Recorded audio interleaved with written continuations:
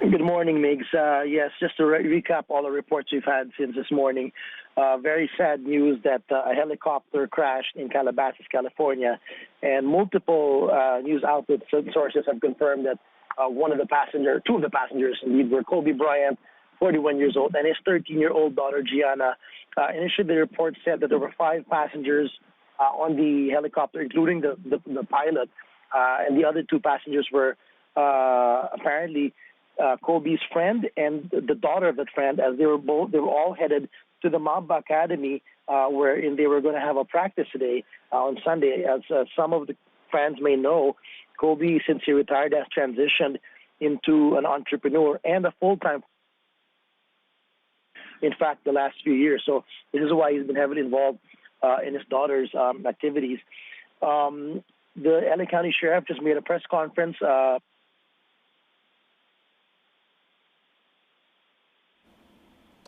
So I just believe we're just losing TJ just for a bit, but we will definitely for sure get back to him. TJ Manotok, our North America Bureau Chief, reporting from California. TJ, are you still back on the line, TJ? I'm here. All right, can you go hear ahead. me? Go ahead, TJ. All right. Yes, I think I was mentioning before I got caught up that the LA County Sheriff did a press conference. They confirmed there were 9 passengers all in all on board the helicopter. They did not reveal the identity of any of the passengers, not even Kobe Bryant. That has been confirmed, though, by ESPN and TMZ and other sources close to Kobe Bryant's family. But they said they cannot reveal the identities of any of the passengers unless they get to confirm it with the family members. And that is just how authorities here work. Of any tragedy or accident like that, they will confirm first and let the next of kin find out that their relatives had perished in a helicopter or plane crash of that sort. So no confirmation yet as to the other identities. But over in LA, you may be seeing some videos of Steve Angeles, our correspondent down there. He sent us already some videos of a impromptu vigil happening outside the Staples Center, the home court of the LA Lakers.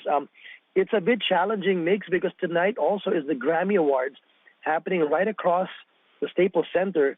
So usually when an event like that happens, where major VVIPs are attending, a lot of roads are closed, a lot of sidewalks are blocked off, and that's exactly what's happening there. So even the fans had a hard time getting through to get near to the side of the Staples Center where they wanted to start their tribute. And Steve as well had difficulty getting in, but he finally did.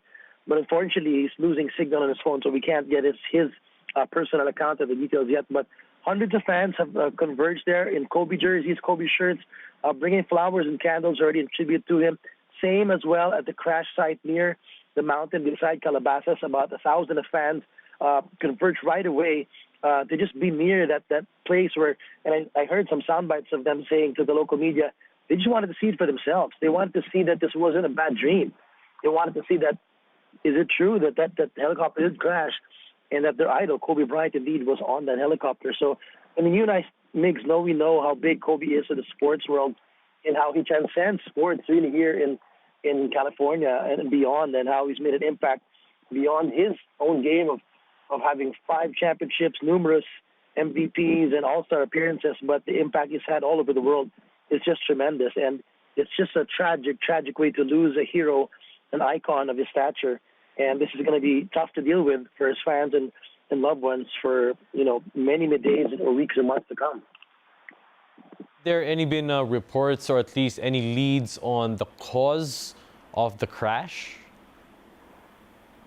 Well, there's nothing yet in terms of from the LA County Sheriff in terms of the cause of the crash, but based on our research as well and reading around, there have been some aviation bloggers who have been talking about the conditions in LA County this morning at 10 a.m. when the crash happened. And there were reports that visibility was low, that it was a little bit foggy and it's challenging, and that there is speculation that it could have caused the pilot to have extreme difficulty to maneuver his helicopter in those conditions. I did hear on the radio here as well another helicopter pilot being interviewed, and this, from his personal opinion, he said if he were to go out this morning in those kind of conditions, he probably would have said no. So that's going to be a debate that's going to drag on for few hours or the next couple of days, maybe in terms of the weather conditions and whether or not the pilot should have taken off and gone on to that flight path that they took that went through some, mountainous areas of LA, in the outskirts of LA.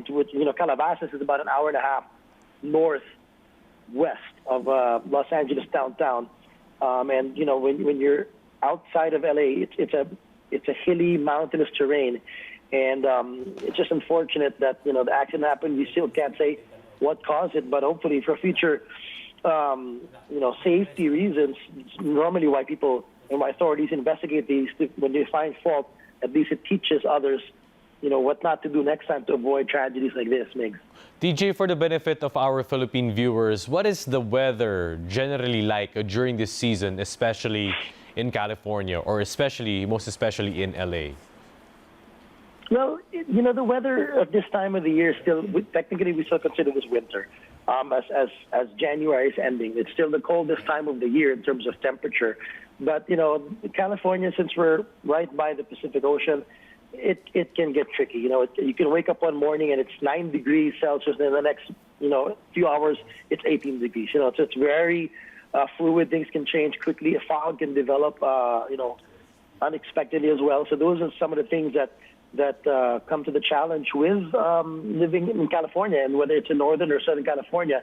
And it's just not the easiest thing to predict as well.